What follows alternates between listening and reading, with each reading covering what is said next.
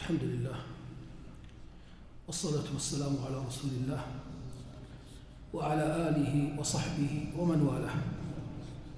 أيها الكرام، سلام الله عليكم ورحمته وبركاته، وحياكم الله في روضة من رياض الجنة ومجلس من مجالس الإيمان. يقول أحد السلف: مجلس من مجالس الخير يكفر الله جل وعلا به 70 مجلس من مجالس السوء. فلنغتنم هذه الدقائق المعدودات، فإنها مجالس يحبها الله جل وعلا، ومجالس يبحث عنها ملائكة الله جل وعلا، ومجالس أثنى على أصحابها نبينا صلى الله عليه وسلم. فنسأل الله أن يجعلنا وإياكم ممن يقال له: قوموا مغفورا لكم قد بدل سيئاتكم حسنات.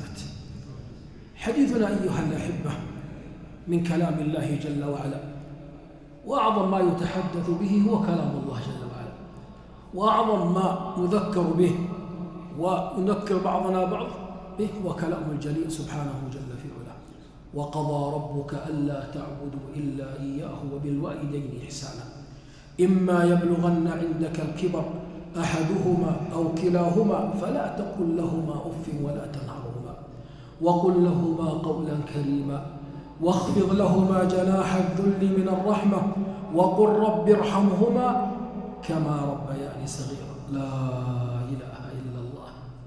الله جل وعلا يا إخواني العظيم يقرن ما بين توحيده وبين بر الوالدين.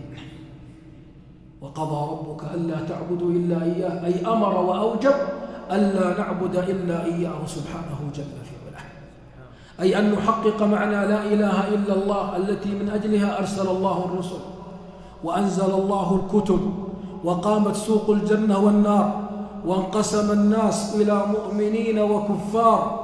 هذه الكلمة التي من أجلها أوذي محمد صلى الله عليه وسلم، هذه الكلمة التي من أجلها بعض الأنبياء ذبح وأوذوا عليهم الصلاة والسلام. إنها كلمة لا إله إلا الله. وقف النبي صلى الله عليه وسلم في قومه فقال لهم: قولوا لا إله إلا الله تفلحون. ومعنى هذه الكلمة معنى لا إله إلا الله، أي لا معبود بحق إلا الله. أمرنا الله جل وعلا وأوصانا أن نخلص العبادة لله، وأن نعلم أنه لا يستحق العبادة إلا الله. فإذا سألنا نسأل من؟ نسأل الله. وإذا استعنا نستعن بالله، وإذا استغثنا نستغيث بالله. كل العبادة لا تصرف إلا لله جل في علاه. هذا التوحيد يا إخواني أمر عظيم. التوحيد أمره عظيم، نحتاج إلى أن نذكر أنفسنا به، وأن نخاف أن تزيغ قلوبنا عن توحيد الله جل وعلا. بعض الناس يقول: يا أخي ليش الكلام عن التوحيد؟ إحنا موحدين، ولدنا على التوحيد، وآباءنا على التوحيد، وأمهاتنا على التوحيد، ويأتي بهذا الكلام. نقول: والله لسنا أعظم توحيد من إبراهيم عليه الصلاة والسلام. إبراهيم يا إخواني ألقي في النار من أجل لا إله إلا الله. إبراهيم من أجل لا إله إلا الله قدم ولده. إبراهيم نفذ الأمر، لكن الله فدى إسماعيل. مع هذا كله ما تعرض له إبراهيم وترك ولده وزوجته بواد غير ذي زرع، كل ذلك من أجل لا إله إلا الله. ومع ذلك ماذا يقول؟ رب اجنبني وبني أن نعبد الأصنام. التوحيد عزيز، من لقي الله لا يشرك به شيئا أدخله الله جل وعلا الجنة. التوحيد عظيم يا إخواني. التوحيد إذا عاش عليه العبد قوي قلبه واستنار بنور هذا التوحيد، وأصبح بإذن الله جل وعلا ما يزحزح عن دين الله جل وعلا شيء. إذا كمل التوحيد في قلب العبد ما تزحزح شهوات الدنيا ولا ملذات الدنيا ولا فتن الدنيا. أما إذا اهتز التوحيد وضعف فنحن والله على خطر عظيم. إذا ذهب توحيد العبد فوالله لا فلاح ولا نجاة ولا أمن ولا أمان، لا في الدنيا ولا في الآخرة. الذين آمنوا ولم يلبسوا إيمانهم بظلم أي بشرك أولئك لهم الأمن وهم مهتدون. أعظم ما يحقق الأمن توحيد الله جل وعلا. أعظم ما يحقق الأمن. ترى ما نحن فيه إخواني من أمن بفضل هذا التوحيد. والله الأمن الذي نحن فيه إنه بفضل توحيد الله جل وعلا. الحمد لله، لا قبور تعبد من دون الله ولا أولياء يزاروا من دون، هذه نعم ترى هي من فضل الله، ما هو لأننا، لا والله، لكن فضل من الله علينا. هذا فضل الله جل وعلا علينا، نحمد الله وننسب الفضل لله، ليس لأننا وفينا نحن خير من الناس، لكن الله من علينا بهذا الفضل فلنحمد الله جل وعلا ونشكره. التوحيد أمره عظيم، يتفقد الإنسان توحيده. أحيانا قد تقول كلمة ما تلقي لها بال تفسد عليك توحيدك، قد تفعل فعل ما تنتبه تقول بسيط يفسد عليك توحيده. ورد في الحديث أن رجلان أحدهما دخل الجنة في ذباب وأحدهما دخل النار في ذباب، مروا على صنم فقالوا أصحاب ذلك الصنم ما تمرون على هذا الصنم إلا وتقربون. قال واحد ما أقرب شيء لغير الله فقتلوه، وقال آخر أقرب ذبابا فمات على الشرك. حتى يذكر أن إحدى بنات الإمام محمد عبد الوهاب رحمه الله مرت هي وخادم لها على أناس في طريق، فقالوا ما تعبرون هذا الطريق حتى تقربون شيء، فالخادم قال نقرب التراب، قالت حتى التراب ما يقرب له. وهذا لدقة التوحيد. فنحرص يا إخواني ننتبه يا أبنائنا. الآن وسائل التواصل أصبح العالم قريب، بعضهم الآن يفتح جواله ويشاهد خزعبلات أهل الشرك والفساد، يفتح جواله ويشاهد أعياد أهل الشر وأهل الفساد من يهود ونصارى. الإنسان يخاف على دينه، ينتبه، قد تأتي شبهة، قد يعجبه منظر، قد تعجبه حركة فتأتي في قلبه فتفسد عليه دينه. الدين ما في، التوحيد ما في خلاف، التوحيد ما في قولين مثل الفقه قد يختلف العلماء فيه، التوحيد قول واحد. فننتبه لهذه العقيدة. قل إن صلاتي ونسكي ومحياي ومماتي لمن؟ لله رب العالمين. فلا بد يا إخواني لا يغتر الإنسان بنفسه، يتفقد قلبه، يتفقد توحيده وينتبه. النبي عليه الصلاة والسلام علمنا أن نقول اللهم إنا نعوذ بك أن نشرك بك ونحن نعلم ونستغفرك مما لا نعلم. ممكن الإنسان يقع في الشرك وهو يعلم، وممكن يقع في الشرك وهو ما يعلم. فكلما خاف الإنسان على نفسه من الشرك كلما حماه الله جل وعلا من الشرك، كلما حرص العبد على أن يعرف أنه لا يستحق العبادة إلا الله. بعض الناس يذهب إلى السحرة والكهنة والدجالين يقول يقرأ عليه، كذاب ما يقرأ، إنما هي خزعبلات شيطانية. يذهب أحيانا بعضهم إلى سرقة منه شيء، سيارة يمكن ما تسوى لها، ولا اشترط منه الذهاب إلى ساحر أو كان قال بيعلمها بالمكان ويصدقه. بل بعضهم قد يسافر إلى بعض البلاد ويأتي عند السحرة والكهنة والمشعوذين، بل بعضهم قد يتصل عليهم بالجوالات ويفسد عقيدته. مصيبة، ننتبه. أنا بعض الناس يتساهل يقول بروح له وبعرف اللي عنده وبتوب. من أتى كاهنا أو عراف فصدقه فقد كفر بما أنزل على محمد صلى الله عليه وسلم. طيب اللي راح على بقي يبغى يشوف علومه ما تقبل من صلاة 40 يوم، يصلي يلزم يصلي لكن ترد في وجه صلاته. الأمر خطير يا إخواني، هذا أمر التوحيد. مهما تكلمنا عن التوحيد نحتاج كلنا المتحدث والسامعين إلى أن نتأمل في توحيد الله. من أراد النجاة فليحافظ على توحيده وليلقى الله جل وعلا بشهادة أن لا إله إلا الله. من كان آخر كلامه لا إله إلا الله دخل الجنة. ثم قال الله جل في علاه قائلا هذا الأمر العظيم قرنه ببر الوالدين وقضى ربك ألا تعبدوا إلا إياه بالوالدين إحسانا. يا أخواني نعمة الوالدين بعد نعمة الله جل وعلا وفضل النبي عليه الصلاة والسلام علينا ما تأتي نعمة أعظم منها. قال من أحق الناس بحسن صحابتي؟ قال أمك. قال ثم من؟ قال أمك. قال ثم من؟ قال أمك. قال ثم من؟ قال أبوك. رسالة. ترى بعضنا إذا سمع بر الوالدين يطالع في الشباب يفكر للشباب. بر الوالدين لنا للشباب وللشباب، بر الوالدين للشباب وللشباب، للكبير وللصغير.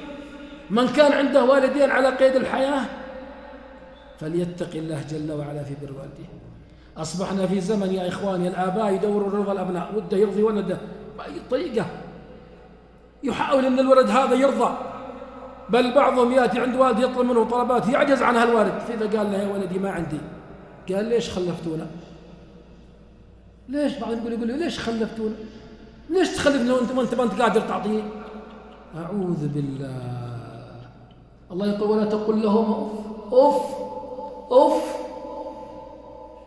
كيف اللي يقول هذا الشايب أتعبنا، هذا ما خلى كل شيء يدق عليه ودني مشوار جيبني مشوار. لكن صاحبه ما يقول له، صاحبه اللي يدق عليه في آخر الليل قال سم أبشر اجل همك، وخرج وهو في سعة ومبسوط. قال والله مطلق، لا والله المطلق اللي مع أبوه والردي اللي يترك أبوه. إما يبلغن عندك الكبر. كلما كبر الأب من أعظم ما يحرق قلب الأب أن يرى ولده على غير طاعة الله جل وعلا، ومن أعظم ما يشرح قلب الأب أن يرى ولده على استقامة وطاعة لله جل وعلا. زرنا رجل نعزيه في ولده، قال يا جماعة الموت كله بيموت، كله بيموت، ما أحد بيمنع الموت، لكن اللي يعلمني أن فلان ولدي ما يصلي. تبغى تبر أبوك؟ تبغى تكون صادق في برك بأبيك؟ حافظ على طاعة الله جل وعلا، لأنه ورد في الحديث إذا مات ابن آدم انقطع عمله إلا من ثلاث، ومنها ولد، قال ولد بس، ولد صالح يدعو له. يعني إذا كان ولد ما هو صالح ما يدعو لنفسه، كيف يدعو لأبوه؟ الولد إذا كان ما هو صالح وفاضي يدعو لنفسه، ما يدعو لنفسه ضايع، فكيف يدعو لوالده؟ ولد صالح يدعو له ربي اغفر لي ولوالدي وارحمهما كما ربياني صغيرا. بر الوالدين أمر عظيم، ما هو ناخذ فلاشات يأتي بعضهم يصوره ويسلم على رأس أبوه أمام الشاشات ولا أمام البر ترى يحتاج إخلاص. حتى برك لأبوك اخلص فيه لله، لا توري الناس اني بار بوالدي، اني اقبل رجل ابوي ولا اقبل راسه ولا اقبل يد امي. هذه بينك، هذه اخلاص، ما هي مراعاه، ما هي عشان الناس يقولوا والله فلان بار، ما استفدت شيء. انما انت توري الناس. البار يا اخواني يرى نفسه انه مهما يفعل. ويقول العلماء فرق بين البر والطاعه. حين ابوك يامرك بامر انت تحبه، يقول لك يا ولدي روح جيب الامر فين وانت تبغاه تروح، أو يقول لك افعل الفعل وانت تبغاه تروح. متى يكون البر؟ إذا أمرك أبوك بشيء قد يخالف هواك فتطيع أباك إلا في معصية الله جل وعلا، ما تطيع في معصية. لكن قد يأتي حين يطلبك أمر شاق عليك، قد يتصل عليك في ساعة متأخر من الليل وأنت تعبان جاي يدوبك من العمل، تقول لا والله ما أترك أبوي. الرجل يا إخواني لما الصخرة التي أغلقت على 3 في الغار، من ضمنهم رجل مما نجاهم في تلك الصخرة كان يذهب للرعي ويتعب، ثم يأتي في آخر الليل معه حلبة من الحليب يأتي به في إناء لوالديه. فجاء ليلة من الليالي وإذا أبوه وأمه نايمين، وقف عند رأسه مع أنه لو نام معذور نايمين، لكن شوفوا شدة، وقف عند رأس والديه وأولاده يصيحون عنده ودهم بالطعام. بعضهم يقرب أمه، يقرب زوجته وأولاده، الزوجة لها حق، لا يفهم هذا الكلام، الزوجة لها حق. لما يقول هذا الكلام مو معنى انك تطنش زوجتك ما تعطيها، لا تعطيها حقها، لها حق، لكن لا تكسر قلب أمك علشان. يذكر أن الرجل لما دخل هو وزوجته إلى محل الذهب اشترت المرأة ما شاءت، فأخذت أمها خاتم تبغى تحطه في يدها، قال متى العجوز يلبسون ذهب؟ فكسر قلبها. زوجته لما شافته تأثرت، فحاولت فيها قالت والله ما ألبس وما حييت، كسرت قلب. فأمك لها حق وزوجتك لها حق، لكن انتبه لا تضيع حق الأم والأب من أجل الأولاد. بعضهم ما يفكر أهم شيء أبوه، أهم شيء أولادي، أهم شيء أعيش أنا أولادي. بعضهم يا إخوان يتصل على أحد المشايخ، اتصل عليه يقول يا شيخ يجوز أعطي أمي الزكاة؟ الشيخ بكى. احنا ما نتكلم عن مسألة فقهية، عن حكم فقهي. الزكاة يا إخواني وش هي؟ وساخ الناس. تخيلوا رجل غني عنده مال يبغى يدفع عن ماله الزكاة، يعطي أمه الزكاة، وش يقال عن هذا؟ الشيخ ما تمالك نفسه وبكى. تعطي أمك الزكاة؟ تعطي أبوك الزكاة؟ أوساخ المال، ما تستطيع تنفق على أبوك ولا على أمك، تأتي لهم بما تأتي له بيتك. فقضية البر أمرها عظيم. اللي آباه على قيد الحياة يحمد الله أنهم لا زالوا على قيد الحياة. ويبر بهم ويطلب رضاهم بعد الله سبحانه وتعالى، ويجتهد في أن يكون صادق في البر. واللي فارقوا الحياة فلا زال البر، بل قد يكون برهم بعد موتهم أصدق، أنا ما يشوفونه. يقول أحدهم ماتت أمي قبل 35 سنة ما سجدت سجدة إلا ودعوت لها. إنه يا أخواني منا كل ما سجد سجدة قال رب اغفر لي ولوالدي وارحمهما كما ربياني صغيرا. 35 سنة. يقول أحدهم ماتت أمي، يقول وإذا أتي بالمياه والبرادات في المساجد قربة لله على نية هذه الأم.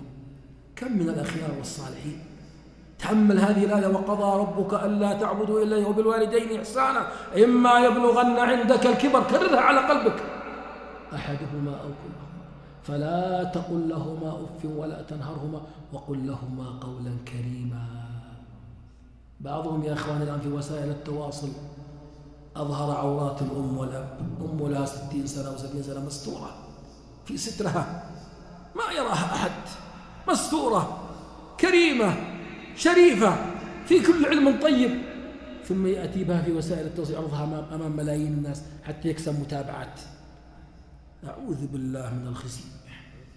بل بعضهم يأتي بأبوه وأمه ويضحك عليهم، يسوي فيهم مقالب، يسوي في أبوه مقلب أو في أمه مقلب، أو يضحك على أبوه وعلى أمه، أو يفعل شيء من السخرية والاستهزاء، أو يظهر أبوه وأمه في صورة ما تصلح أن تظهر أمام العالم كله عشان يكثر المتابعين. هذا من البر؟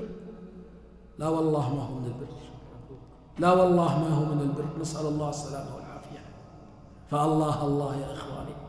والبر دين، البر دين. تقدم اليوم شيء والله لا تجده. أول شيء أجر عند الله سبحانه وتعالى، ولن يضيعك الله في أولادك. العاق من الأمور التي يعجل لصاحبها في الدنيا العقوق، نسأل الله السلامة والعافية. لا بركة، لا حياة سعيدة، لا استقرار. تجد عنده أموال لكن ما وجد راحة لأنه بار بوالديه، لأنه عاقل والديه.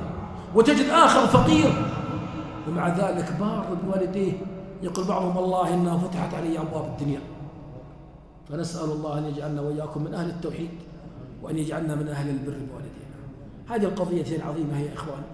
مهما تكلمنا ومهما جلسنا نتكلم، أولا نسأل الله أن يجعلنا المتكلم والسامعين الصادقين في برنا بوالدينا. نسأل الله أن يجعلنا من البار بوالدينا أحياء وميتين. ونسأل الله أن يرزقنا أبناء بررة، وأن يجعلهم صالحين مصلحين. وختاما يا إخواني، عينوا أبناءكم على بركم. همسة في إذن كلها.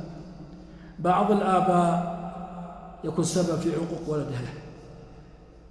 بعض الأبناء يجي يقول والله إني عند أبويا بكل علم طيب، ومع ذلك ما يرى أن يفعل شيء، بل قد أحيانا يسخر بي أمام إخواني، أو أحيانا يكلفني أشياء فوق طاقتي وعنده أكثر من ولد.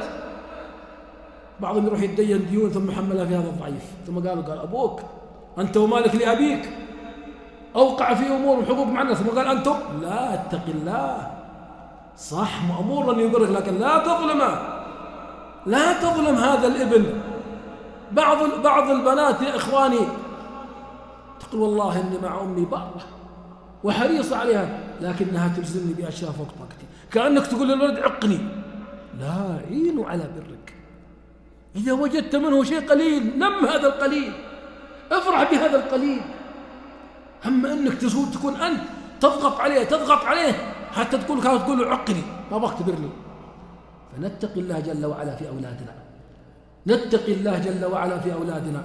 لا ندعو عليهم مهما فعلوا، مهما وجدت تقصير من ولدك لا تدعو عليه. والله لو أصابه شيء أول من يتألم أنت في قلبك.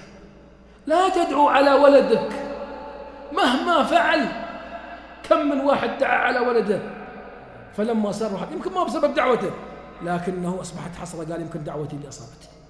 ادعو لهذا الولد، ادعو له في سجودك بالصلاح بالهداية. إن كان صالح قل اللهم زده ثباتا على دينه، إن كان على غير صلاح لا تترك الدعاء له، خصوصا في هذا الزمن. لا نتخلى عن أبنائنا مهما فعلوا. بعضهم يطرد ولده من البيت، ولا يتكلم عليه، ولا يستهزئ به، ولا يسخر منه، ولا إذا جاء في المجلس قال والله ما هو رجال هذا فلان، والله ما يصلح قدام عمامه وقدام خل. لا اتق الله، هو مأمور أن يبرك وأنت مأمور أنك ترحمه ولا توقعه في العقوق. أحببت أن ننبه بهذه الرسالة لنا كآباء أن نتقي الله في أبنائنا وأن نعينهم على برنا. أسأل الله لي ولكم التوفيق والسداد والإعانة. سامحونا أطلنا عليكم وأخذنا وقت أكثر مما كنا نتوقعه، لكن نسأل الله جل وعلا أن يجعل هذا المجلس لي ولكم رفعة في الدرجات، وأن يجعلنا ممن يستمع القول فيتبع أحسنه، وأن يجعلنا من الهداة المهتدين. اللهم إنا نسألك الهدى والتقى والعفاف والغنى. اللهم إنك قد رزقتنا في هذه البلاد أمنا وأمانا واستقرارا، اللهم اجعلنا من الشاكرين. اللهم أعنا على ذكرك وشكرك وحسن عبادتك. اللهم إن لنا إخوة وأبناء وأقارب يقفون على الحدود، اللهم كن لهم معينا ونصيرا. اللهم سدد رميهم وثبت أقدامهم وانصرهم على عدونا وعدوهم. اللهم من قتل منهم فاجعله في الشهداء، ومن أصيب منهم فعجل له بالشفاء. اللهم احفظنا وولي أمرنا بحفظك. أرنا وإياه الحق حقا وارزقنا اتباعه، وأرنا وإياه الباطل باطلا وارزقنا اجتنابه. اللهم سدده بالقول والعمل. اللهم احفظه بحفظك وكلأه برعايتك وزده توفيقا، وأعنه على هذه الأمانة العظيمة، واجعله من أهل الهدى ومن أهل التوفيق في دينه ودنياه وولي عهده، وكل من تولى أمر من أمور المسلمين وفقه إلى السداد والهدى. تم الكلام وربنا المحمود وله المكارم والعلا والجود، ثم الصلاة على النبي محمد صلى الله عليه وسلم ما طار قمر وأبرق عود. وجزاكم الله خير وبارك الله فيكم.